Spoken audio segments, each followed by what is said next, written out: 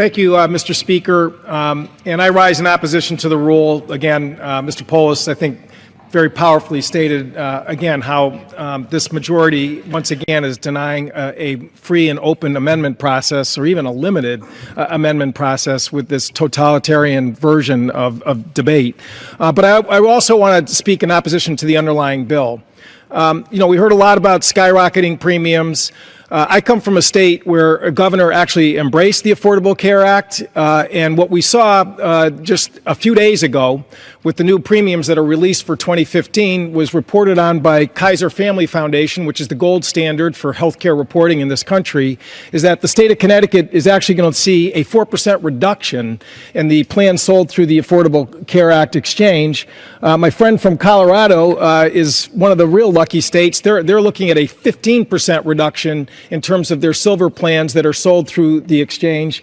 Again, this chart, which we had prepared for today, shows that rather than skyrocketing premiums, what we're seeing in state after state after state in terms of premiums for next year, we're seeing either reductions or very modest increases. The bill that we're going to be voting on later today would actually damage the progress that's being made in a lot of these states, because it basically expands plans that protect discriminating against people with pre-existing conditions, which sadly was what the insurance market looked like before the Affordable Care Act was passed. It again allows cherry-picking plans that picked healthier populations, as opposed to what we're seeing with the plans that have been implemented and now are high-functioning.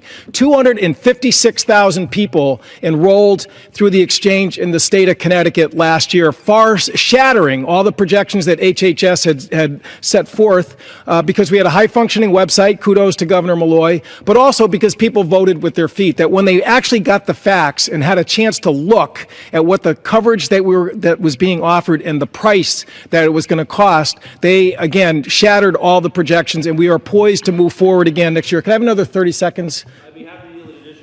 Seconds, the gentleman from Connecticut. Gentleman is recognized for an additional 45 seconds. And in the small group market, what we are seeing again is that since the enrollment ended for the individual market, the shop exchange, as the small market is called, tripled in terms of small businesses in the state of Connecticut that enrolled, again, with protections so that people with pre-existing conditions who are born with diabetes or arthritis are not going to be shut out of the market, which these old plans that the Cassidy bill seeks to enshrine and enlarge under the provisions of that legislation.